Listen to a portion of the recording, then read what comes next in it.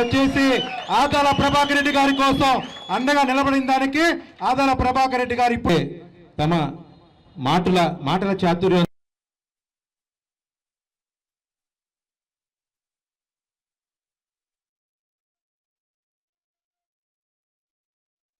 కలుపుతూ జిల్లా నాయకత్వం అంతా కూడా ఎక్కడ సమస్య వస్తే అక్కడ కార్యకర్త దగ్గరికి వస్తామని చెప్పి, అందుకే నియోజకవర్గాలు ఎక్కడైనా సరే జరిగితే తప్పకుండా మేము ఎప్పుడు కూడా ముందుంటాం. ఎన్నికల్లో చాలా కష్టపడ్డారు, కానీ దైవ నిర్ణయం గెలుపోవటంలో ఓడిపోయామని బాధపడాల్సిన అవసరం లేదు.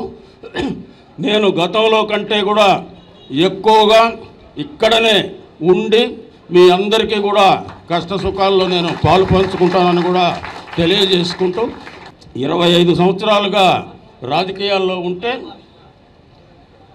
ఎప్పుడు కూడా ఇలాంటి కార్యక్రమాలు చూడలేదు. ఈ ఎన్నికల్లోనే ఈ దుర్మార్గాలన్నీ కూడా చూస్తున్నాం. వాళ్ళు నన్ను కూడా మనోధైర్యం మీద దెబ్బతీసి ఈయన్ని కూడా ఇక్కడి నుంచి పంపించేయాలా అనే ఆలోచనతో కొంతమందిని రెచ్చగొడుతున్నారు. వాళ్ళ వ్యాపారాల మీద దెబ్బతీసి వాళ్ళని భయపెట్టి వాళ్ళ ద్వారా నన్ను తిట్టించి కార్యక్రమాలు మొదలుపెట్టారు.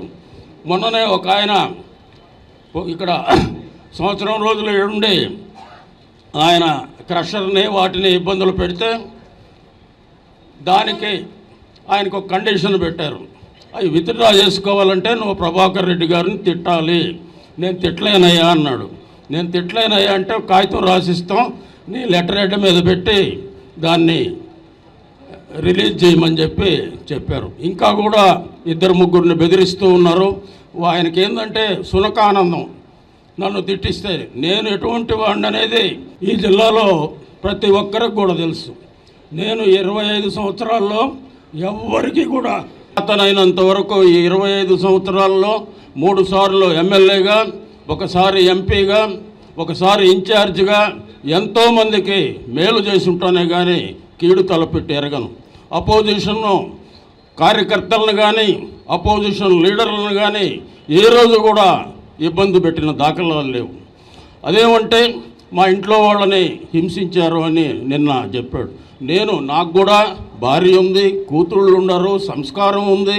అలాంటి కార్యక్రమాలు చేసే వ్యక్తిని కాదని అందరికీ తెలుసు.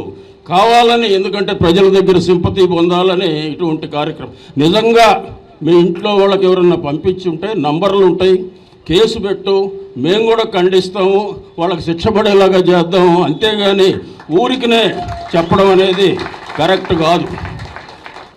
ఇకపోతే కార్యకర్తలు ఎవరెవరు డివిజన్లలో కష్టపడి తిరిగారో వాళ్ళనందరినీ కూడా మానసికంగా వేధిస్తున్నారు, వాళ్ళ వ్యాపారాల మీద దెబ్బ కొడుతూ ఉన్నారు. ఇవన్నీ కూడా మంచి కార్యక్రమాలు కావు.